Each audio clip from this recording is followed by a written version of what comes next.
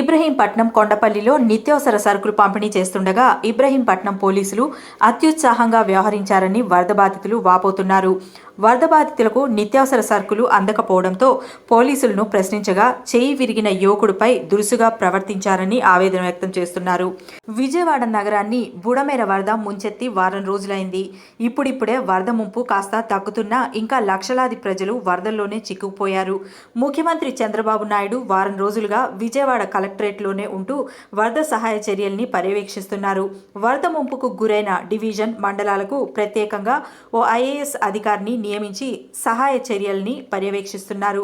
September 1 నుంచి 5వ తేదీ వరకు వరద సహాయక చర్యలు కొన్ని ప్రాంతాలకు మాత్రమే పరిమితం అయ్యాయి.